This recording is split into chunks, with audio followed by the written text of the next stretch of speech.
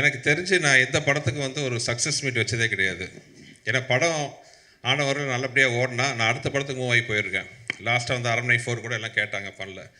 But இந்த படம் அது எல்லாத்தையும் மீறி ஒரு சந்தோஷம் கொடுத்துருக்கு. ஏன்னா இது வந்து மற்ற படங்களை விட ஒரு ஸ்பெஷல். ஒரு 13 வருஷம் கழித்து நிறைய பேர் இண்டஸ்ட்ரியே நிறைய பேர் சொன்னாங்க 13 வருஷம் கழிச்சு இந்த படம் வருது, என்ன பெரிய சாதிச்சிட போகுதுன்ட்டு. ஆனால் வந்து மக்களுக்கு வந்து இந்த படத்து மேலே நம்பிக்கை இருந்துச்சு, ஒரு எதிர்பார்ப்பு. ஏன்னா ஃபஸ்ட்டு அந்த படத்தோட நாங்கள் அனௌன்ஸ் பண்ணோடனே அவங்க கொடுத்த ட்ரெமெண்டஸ் ரெஸ்பான்ஸ் பார்த்தீங்கன்னா மைண்ட் ப்ளோயிங். இந்த நேரத்தில் அந்த படம் வெளிவர முக்கியமாக காரணமாக இருந்த சில பேருக்கு நான் நன்றி சொல்லணும். முக்கியமாக தயாரிப்பாளர் மனோகர் பிரசாத் சார். இத்தனை வருஷத்துக்கு அப்புறமும் இத்தனை பிரச்சனைக்கு நடுவில் இந்த படத்தை ரிலீஸ் பண்ணணும் முழு மூச்சாக ஒர்க் பண்ண மனோகர் பிரசாத் சார். படத்தை பார்த்தோன்னே பிடிச்சி அதுக்கான முயற்சிகள் எடுத்த திருப்பூர் சுப்பிரமணியன் சார். அதுக்கப்புறம் இந்த படத்தை நாங்கள் வெளிக்கொண்டு வரணுன்னா சில விஷயங்களுக்காக, சில விஷயங்களில் ரொம்ப முக்கியமான விஷயத்துக்காக எங்கள் மேலே நம்பிக்கை வச்சு நாங்கள் கேட்ட உடனே ஒரு வார்த்தை பேசாமல் ஒரு மிகப்பெரிய ஒரு ஆதரவு கொடுத்த ஏசி சண்முகம் சார், என் தம்பி ஏசிஎஸ் அருண்குமார் அவர்கள், உறுதுணையாக இருந்த திரு மதன் அவர்கள், எல்லாருக்கும் இந்த நேரத்தில் நான் பெரிய ஒரு நன்றி சொல்லிக்கிறேன். அப்புறம் என்னோடய மிகப்பெரிய நன்றி பார்த்திங்கன்னா, நான் அதான் தெய்வங்கள்னு சொல்கிற ரசிகர்கள். படம் ஆரம்பத்துலேருந்து இந்த படத்துக்கு அவங்க கொடுத்த ஆதரவு, அதுக்கு சப்போர்ட்டாக துணை நின்ற மீடியா, சோஷியல் மீடியா, பத்திரிகை சகோதர சகோதரிகள், பெரியவர்கள் அனைவருக்கும் என்னுடைய மனமார்ந்த நன்றி. என்ன வார்த்தையே இல்லாமல் தான் தடுமாறேன். ஏன்னா இந்த படம் ஜெயிக்கும்னு நம்பிக்கை இருந்துச்சு எனக்கு. ஆனால் இவ்வளோ பெரிய வெற்றி, இவ்வளோ பெரிய ஆதரவு, அதாவது என் கேரியரில் நான் சொல்கிறேன், என் படம் இல்லை மற்ற படங்களுக்கும் சேர்த்து இந்த மாதிரி வந்திருக்குமான்னு தெரில. 100க்கு 99.99% வந்து பார்த்தவங்க எல்லாருமே இந்த படத்தை வந்து ரசித்து ரொம்ப பாராட்டி பேசும்போது எனக்கு என்ன சொல்கிறதுனே தெரில. போன இன்டர்வியூவில் நான் கூட நான் சொல்லியிருந்தேன், எனக்கு திருப்பி கொடுக்க முடிஞ்சது வந்து என்னோடய நன்றியும் சில சொட்டு கண்ணீரும் தான். அந்த அளவுக்கு வந்து மிகப்பெரிய வெற்றி அவங்க கொடுத்துருக்காங்க. அதேமாதிரி இந்த படத்தில் ஒர்க் பண்ண ஆர்டிஸ்ட் எல்லாத்துக்கும், ஏன்னா அது வந்து கொஞ்சம் ஷூட்டிங்குமே வந்து ரொம்ப ஈஸியான விஷயம் கிடையாது. நான் நிறையா தடவை சொன்ன மாதிரி என் குருநாதர் மணிவன் சார், மனோகரா சார் எல்லாம் நிறையா நான் அவங்களுக்கு சொல்லியிருக்கேன். அதே மாதிரி மெயினாக நடித்த ஹீரோயின்ஸ் 2 பேரும் 13 வருஷம் கழிச்சும் இன்னும் அழகாக கிளாமரஸாக ரசிகர்களோட கனவு கண்ணியாக வளம் வர அளவுக்கு அருமையாக இருக்கிற அஞ்சலி அண்ட் வரு, 2 பேருக்கு தேங்க்ஸ். இதில் என்னென்னா, வரு வந்து லாஸ்ட் மினிட்ல தான் அந்த ஷூட்டிங் வந்தாங்க. ஆக்சுவலாக ஒரிஜினலாக வந்து வேறு ஹீரோ நடிக்க வேண்டிய கேரக்டர். நாங்களாம் ஷூட்டிங் காரைக்குடி போயிட்டோம். நாளைக்கு அந்த ஹீரோயின் வரணும். டியூ டு சம் ரீசன்ஸ் கொஞ்சம் டேட் இஷ்யூ ஆச்சு, ஒரு வாரம் தள்ளி வர மாதிரி. பட் எங்களால் வந்து அந்த ஒரு வாரம் எல்லாம் காம்பினேஷன் இருந்துச்சு. ஜஸ்ட் ஒரு ஐடியா வந்து பண்ணி வருவு கேட்டோன்னா உடனே ஸ்போர்ட்டிவாக ஒத்துக்கிட்டு வரு வந்தாங்க. ஸோ தேங்க்ஸ் டு வரு. அப்புறம் என்னோடய லக்கி ஹீரோயின் அஞ்சலி, கலகலப்பு, சூப்பர் ஹிட், அதுக்கப்புறம் மதகஜராஜா, 2 பிளாக் பஸ்டர் மூவிஸில் வந்து என்னோடய ராசியான ஹீரோயினாக ஒர்க் பண்ண அஞ்சலி. எனக்கு ரொம்ப கம்ஃபர்ட்ஸ் ஒரு ஒர்க்கிங் ஜோன் வந்து அஞ்சலி கூட இருக்குது. ஏன்னா ஒரு டைரக்டராக நம்ம சொல்கிறத நம்பி ஒரு ஆர்டிஸ்ட் பண்ணும்பொழுது அது ஹீரோக்கள் கூட எனக்கு அந்த கம்ஃபர்ட் ஜோன் வந்திருக்கு. கார்த்திக் சார், விஷால், இவங்கெல்லாம் வந்து முழு மூச்சாக வந்து நம்பி இறங்குவாங்க. ஓகே, அவங்களுக்கு பிடிக்குதோ பிடிக்கலையோ நம்ம என்ன சொன்னாலும் வந்து ஒத்துக்கிட்டு இறங்குவாங்க. அந்த கான்ஃபிடென்ஸ் தான் நமக்கு பெரிய பூஸ்டர். அந்த கான்ஃபிடென்ட்டே வந்து நமக்கு கொஞ்சம் பயமும் வரும். ஐயோ இவ்வளோ நம்பி நம்மளை பண்ணுறாங்களே, நம்ம அவங்களுக்கு கரெக்டாக ரிசல்ட் கொடுக்கணுமே, அந்த பயம் ஒன்று வரும். அப்படி இல்லாமல் ஒரு டைரக்டரோட ப்ரொஃபஷனில் தலையிட்டான்னு வைங்களேன், ஓகே நீங்கள் சொல்கிறீங்க நான் செய்கிறேன்ட்டு நம்ம பொறுப்பை வந்து ஷேர் ஆகிடுது. வேறு அந்த டைரக்டரை நம்பி ஓகே சார் நம்பி வரோம், நீங்கள் நல்லபடியாக பண்ணுங்கிற போது எங்களோட பொறுப்பு அதிகமாக கூடியிருது. அந்த வகையில் பார்த்தீங்கன்னா அதே மாதிரி அஞ்சலி, சில ஹீரோயின்ஸ் தான் வந்து நம்ம என்ன சொன்னாலும் நம்பி, ஒரு படத்தில் ஆற்றுல குதிக்க சொன்னால் குதிச்சிட்டாங்க உண்மையாகவே. அந்த மாதிரி ஒரு நம்பி இறங்குற ஹீரோயின். வெறும் அழகு மட்டும் இல்லாமல் திறமை இருக்கிறதுனால தான் இவ்வளோ நாளாக, ஏன்னா அவங்க வந்து ஒரு சின்ன பொண்ணாக நான் வந்து முதல்ல அவங்க கூட ஒர்க் பண்ணேன் லாங் ஆகோ. என் வயசை சொல்லி என்னை டேமேஜ் பண்ண மாதிரி அது எந்த வருஷத்தை நான் சொல்லலை. அப்போ ஆரம்பித்து இந்த நிமிஷம் வரைக்கும் வந்து ஒரு டாப் ஹீரோயினாக இருக்கிறாங்க. Congrats Anjali, and thanks for the cooperation you given to this movie. Thank you. அப்புறம் சந்தானம் நான் பார்த்தீங்கன்னா ஒர்க்கிங் ரிலேஷன்ஸ் எக்கச்சக்கம். இதுக்கு முன்னாடி நான் சொன்ன போன இன்டர்வியூலேயே கலகலப்பு ஒரு 5 நாள் தான் பண்ணார்.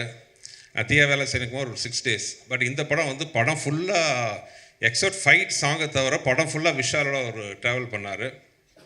அது ஒரு ரிசல்ட் இப்போ வந்து சூப்பராக வந்திருக்கு. சந்தானம் அண்ட் சோனு சூட். இன்ஃபேக்ட் வந்து சின்ன இந்த இடத்துல மெட்ராஸில் ஷூட்டிங் கொஞ்சம் தடங்கள் வரும்போது I want to thank other one important character mister Kiran. மனோர் சாரோட ஹைதராபாத்தில் எல்லாம் அவர் இங்கேருந்து ஒரு 2 நாள் ஷூட்டிங் நான் அங்கே போய், ஏன்னா இங்கே பார்த்தீங்கன்னா கேப் விட்டு பார்த்தா ஷூட்டிங் என்னால் ஒரு கோர்வையாக முடிக்க முடியல. மனோர் சார்கிட்ட போய் சொல்லி ஒரு 2 நாள் தான் சார் ஷூட்டிங் ஹைதராபாத்லேருந்து அங்கே போய் உட்காந்து ஒரு கண்டினியூஸாக 30 நாள் 35 நாள் இருந்து படத்தை நாங்கள் முடிச்சுட்டு வந்தோம். கிரண் சார் இன்னும் எவ்வளோ நாள் சார் ஷூட்டிங் 2 நாள் சொல்லிவிட்டு படத்தை முடிச்சுட்டு வந்தோம். ஸோ இந்த சந்தர்ப்பத்தில் தேங்க்ஸ் டு கிரண் சார். அதுக்கப்புறம் என்னோடய பில்லராக கூட சப்போர்ட் நின்ன வெங்கட், அப்புறம் சூப்பராக பண்ண ரிச்சர்ட், ஸ்ரீகாந்த், அப்புறம் எப்பவுமே என்னோடய சுந்தர் சிங் தான் பக்கத்துலேயே தேடலாம், விச்சு, என்னோடய ப்ரெஷர் கிஷர் எல்லாத்தையும் தாங்கிக்கிற என்னுடைய நண்பர், ஆர்ட் டைரக்டர், அப்புறம் ப்ரொடக்ஷன் சீஃப் பாலகோபி சார், அப்புறம் என்னோட மிஸ்டர் மணி, எல்லாருக்கும் இந்த நேரத்தில் தேங்க்ஸ். அப்புறம் இப்போவும் 13 வருஷம் கழிச்சும் அந்த சாங்கை கேட்கும்போது நிறைய பேர் சொல்கிறாங்க படத்தை பார்க்கும்போது படம் வந்து ஃப்ரெஷ்ஷாக இருக்குன்ட்டு. ஆனால் சாங் கேட்கும்போது ஆர்ஆர் கேட்கும்போது பார்த்தீங்கன்னா அந்த படத்தில் ஆக்சுவலாக காமெடிக்கு வந்து ஆர்ஆர் ரொம்ப முக்கியம். காமெடி ஆகட்டும், அந்த ஹீரோயிசம் வரும்போது அந்த ஆர்ஆரில் தூக்குறதாகட்டும், வெறும் பாட்டு மட்டும் இல்லை, one of the best RR என் படங்களை நான் பார்த்தது பார்த்தீங்கன்னா இந்த படத்தில். Thanks to Vijay sir. ஒரு சாதாரண சீன் எல்லாம் கூட பார்த்தீங்கன்னா அந்த ஆர்ஆரில் அவ்வளோ எலிவேஷனு. அதே மாதிரி சாங்ஸ் ஆகட்டும், என் வாழ்க்கையில் நான் அதிகமாக உட்காந்த சாங் இந்த படத்தில் தான். கிட்டத்தட்ட கம்போசிங் ஒரு 5-6 நாள் அவரை போட்டு டார்ச்சர் பண்ணணும். ஏன்னா ஏதோ வித்தியாசமாக வார்த்தை வரணுன்ட்டு அந்த பாட்டு எப்படியோ லீக் வெளியில் வந்தால் கூட பெரிய அப்போ வரவேற்பா பெருசாக ரீச் ஆகலை ஆடியன்ஸுக்கு. எனக்கு ஒரு பெரிய ஏமாற்றமாக இருந்துச்சு. இந்த பாட்டு பெரிய லெவலில் ஹிட் ஆகணுமே, என்னடா இன்னும் ஹிட் ஆகலை அப்படின்ட்டு நான் ரொம்ப ஏங்கிட்டு இருந்தேன். ஒரு நம்ம ஜட்ஜ்மெண்ட் தப்பாகி போச்சா, விஜய் ஆண்டனி அவ்வளோ டார்ச்சர் பண்ணி இந்த பாட்டை வாங்கணுமே, ஏன் அதுக்கு அவ்வளோ ரிசப்ஷன் அவ்வளோ ரீச் ஆகலைன்னு நினச்சேன். ஆனால் என்னோடய குறையெல்லாம் தீர்ந்துருச்சு. இந்த படத்தில் தொம்பைக்கு தொம்பைன்னு ஒரு சாங்கு. ஆக்சுவலாக அந்த சாங்கெலாம் பார்த்திங்கன்னா சுத்தமான தமிழ் வார்த்தைகள். திரு வானமாமலை அவர்கள் வந்து பழைய நாட்டுப்புற பாடலாம் கோர்த்து ஒரு புக்கு வச்சுருந்தார். அதுலேருந்து எடுத்த வார்த்தைகள்லாம் அத்தனையுமே நானும் விஜயும் உட்காந்து கோத்து அது பண்ணணும். கிட்டத்தட்ட என் லைஃப்பில் ஒரு வாரம் நாங்கள் வந்து கம்போசிங் மட்டும் உட்காந்தோம். இப்போ அந்த பாட்டோட வைப்பு பார்க்கும்போது அவ்வளோ சந்தோஷமாக இருக்குது. என்ன ஆர்கஸ்ட்ரேஷன் பண்ணியிருக்கார் விஜய், தேங்க்யூ விஜய். அதே மாதிரி சிக்குபுக்கு ரயில் வண்டி, அந்த சிக்குபுக்கு ரயில் வண்டி வந்த கதையை பார்த்திங்கன்னா ஒரு வித்தியாசமான கதை. நானும் விஜயும் உட்காந்து பேசிகிட்டு இருக்கோம். பக்கத்து ரூமில் ஒரு இன்ஜினியர் ஏதோ ஒர்க் பண்ணிட்டு இருந்தார். ஒரு சாங் கேட்டுச்சு. என்ன விஜய் நல்லா இருக்கே சாங்கு? இல்லை சார் வேறு படத்துக்கு போட்டேன், அவங்க வேணான்னு சொல்லிட்டாங்க அப்படின்ட்டு. ஐயோ நல்லா இருக்க, ஒரு தடவை ப்ளே பண்ணி பார்க்கலாம். ப்ளே பண்ணி பார்த்தா அந்த சாங் சூப்பராக இருந்துச்சு. விஜய் என்ன இப்படி ஒரு அருமையான சாங்கு நான் எடுத்துக்கிறேன்னு சொல்லி அப்படி ஒரு சுச்சுவேஷன் க்ரியேட் பண்ணி தான் அந்த பாட்டு இப்போ வந்து எல்லா திருவிழாலையும் அந்த பாட்டு ஒலிக்காத இடமே கிடையாது. ஸோ அந்த மாதிரி விஜய் ஆண்டனியோட இது. அப்புறம் ஜெமினி ப்ரொடக்ஷன்ஸ், இப்படியெல்லாம் ப்ரொடக்ஷன் அமையறதுக்கு உண்மையாகவே டிலே ஆச்சுங்கிறது வேறு விஷயம். பட் ப்ரொடக்ஷனில் வந்து அந்த படம் பண்ணிகிட்டு இருக்க போது ஒரு வார்த்தை வந்து உங்களுக்கு இது வேணுமா, இது தேவையா, செலவு கம்மி பண்ணுங்கள், அந்த ஆர்டிஸ்ட் எதுக்கு, கதை இப்படி இருக்கா, சீன் இப்படி இருக்கா, ஒரு வார்த்தை கேட்கல. மேன்மக்கள்ங்கிற மாதிரி பார்த்தீங்கன்னா அந்த ப்ரொடக்ஷன் சைடில் வந்து எனக்கு அப்படி ஒரு நான் கேட்டதெல்லாம் ப்ரொவைட் பண்ணாங்க. மிகப்பெரிய ப்ரொடக்ஷன் பேனர். எனக்கு ரொம்ப சந்தோஷம் என்னென்னா அன்ஃபார்ச்சுனேட்லி சின்ன ஒரு கேப் வந்துச்சு. கேப்புக்கு அப்புறம் தே கம்மிங் பேக். இந்த படம் மறுபடியும் ஜெமினி ப்ரொடக்ஷன்ஸோட கொடியை பறக்க வைக்கணும்னு நம்புகிறேன். மனோர் சாருக்கு request, you have to do lot of movies sir, you are coming back. இது கம்மிங் பேக் இல்லை, ஒரு சின்ன நீங்கள் ஒரு கேப் எடுத்துக்கிட்டீங்க, அவ்வளோதான்.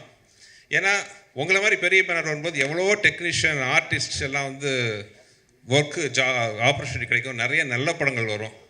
சினிமாவை தெரிஞ்சு சினிமாவை ரசித்து சினிமாவை பண்ணக்கூடிய ப்ரொடியூசர்ஸ் ரொம்ப கம்மி. ஸோ இன்னவே நான் விஷால் சார்பாக சொல்லிக்கிறேன், வில் பி ஸோ ஹாப்பி.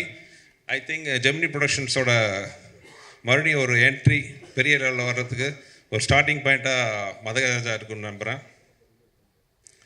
எல்லாத்துக்கும் அப்புறம் வந்து முக்கியமான ஒரு விஷயம், என் தம்பி இந்த மனுஷன் பட்ட கஷ்டத்துக்கு வந்து வெளியில் சொல்லாத எவ்வளோ விஷயம் இருக்குது. இவர் வாங்க போனால் தான் பேசுவேன், ஆனால் உரிமையாக இப்போ சொல்லணும். இவன் பட்ட கஷ்டம் அவ்வளோ கொஞ்சம் நஞ்சம் கிடையாது. யூ ஓன்ட் பிலீவ், எனக்கு ஒரு நாள் வந்து வெளியில் ஆட்டினது வரைக்கும் சொல்லாத தகவல், இவர் டிரைவர் ஃபோன் பண்ணுறாரு, சார் மயங்கி வந்துட்டார் கார்லன்ட்டு. அவசரமாக போய் பார்த்தா அந்த 6 அடி உருவம் ஒரு காரில் மயங்கி கிடக்குது. அவ்வளோலாம் அது காரணம் எல்லாம் விட்டுருவோம். அந்த மாதிரி பல கஷ்டங்கள். அதே மாதிரி அந்த படம் பண்ணும்பொழுது அந்த உடம்பை வருத்திக்கிட்ட ஒரு பட்ட கஷ்டம் எல்லாம் இப்போது இந்த படம் இவ்வளோ பெரிய வெற்றி மக்கள் கொண்டாடுறாங்க அப்படின்னா நான் ரொம்ப சந்தோஷப்படுறது. விஷால் பட்ட கஷ்டத்துக்கு எல்லாத்துக்கும் இது வந்து நம்ம உண்மையாக உழைச்சி சின்சியராக நம்மளோட ஃபுல் எஃபெக்டை போட்டால் கண்டிப்பாக ஆண்டவனும் மக்களும் நம்ம கைவிட மாட்டாங்கிறதுக்கு வந்து இந்த படம் வந்து ஒரு பெரிய உதாரணம். இது வந்து மேக்சிமம் இந்த படத்தோட வெற்றியோட சந்தோஷம் விஷாலோட சின்சியாரிட்டிக்கு, விஷாலோட உழைப்புக்குன்னு நான் வந்து சத்தியமாக சொல்லுவேன்.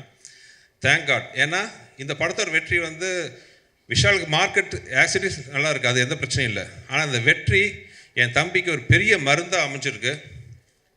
I am so happy. 15 நாளைக்கு முன்னாடி நாங்கள் பட்ட வேதனை எங்களுக்கு தான் தெரியும். என்னென்னமோ சொன்னாங்க. ஐ நோ இல்லை விஷாலோட இதுக்கு வந்து 2 நாள் இல் கம்பேக் அகைன்ட்டு. அதே மாதிரி வந்து இன்றைக்கி வந்து நிற்கும் போது அவ்வளோ சந்தோஷமாக இருக்குது. மதகஜராஜோட வெற்றியோட சந்தோஷம் எல்லாம் என் தம்பிக்கு போய் சேரணும்னு ஆசைப்பட்றேன். அண்டு எல்லாத்தோட முக்கியமாக என் தெய்வங்களாகிய ரசிகர்கள், மக்கள் மிகப்பெரிய நன்றி.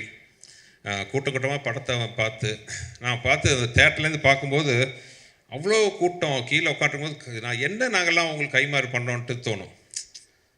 அவங்க எங்களை நாங்கள் சோறு ஒவ்வொரு சோறும் வந்து அவங்க போட்ட என்ன சொல்லலாம், எங்கள் உழைப்புக்கு போட்ட கருணைன்னே சொல்லலாம், அப்படி வச்சுக்கலாம் அந்த மாதிரி. ஸோ இந்த தருணத்தில் எல்லாருக்கும் ரொம்ப நன்றி சொல்கிறேன். யாராச்சும் விட்டு போயிருந்தால் மன்னிச்சுக்கோங்க.